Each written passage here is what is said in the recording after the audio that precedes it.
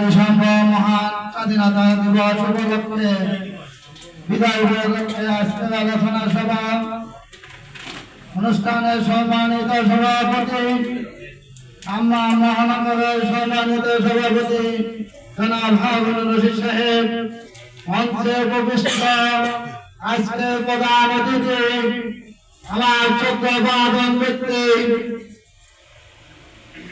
আমরা প্রাদেশিক কমিটির দুই বিভাগের প্রধান উপদেষ্টা নোয়াখালীর কৃতি সন্তান সাবেক ছাত্র নেতা জনাব তাকবীর আহমেদ চৌধুরী সাহেব, মঞ্চে উপবিষ্ট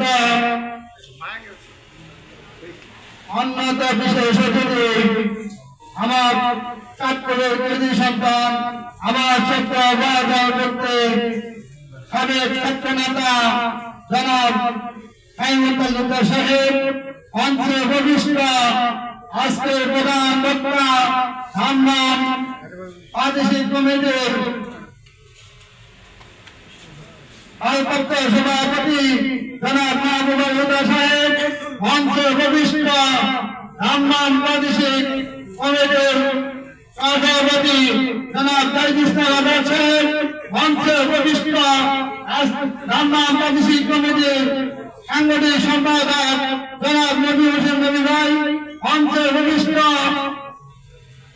আমার বিশেষ অতিথিবৃন্দ ও আমার অডিয়েন্সের সামনে আমার প্রান্তীয় সংগঠনের নেতৃবৃন্দ, আমার সালাম, আসসালামু আলাইকুম ওয়া রাহমাতুল্লাহি ওয়া বারাকাতুহু।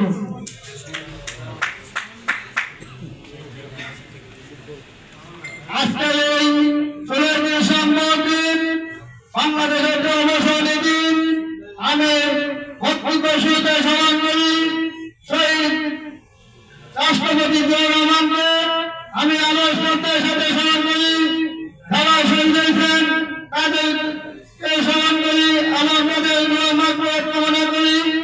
আমি একটি কথা বলি, 1971 সালে পাকিস্তানি আনারুল বাহিনী 9 মাস যুদ্ধ করে আমরা একটি পেয়েছি সোনার বাংলাদেশ, স্বাধীন বাংলাদেশ। 1971 সালে শেখ মুজিবুর রহমান 25 তারিখে পাকিস্তানকে ক্ষমতার জন্য আত্মসমর্পণ করেছিলেন। ওই রাষ্ট্রপতি নিজের জীবনকে চিন্তা না করে, নিজের ফ্যামিলিকে চিন্তা না করে, বাংলাদেশের চিন্তা করে তিনি ঘোষণা দিয়েছিলেন।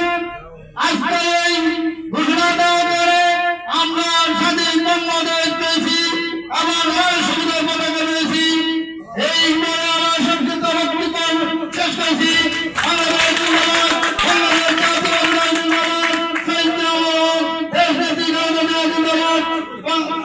আসসালামু আলাইকুম ওয়া রাহমাতুল্লাহি ওয়া বারাকাতুহু।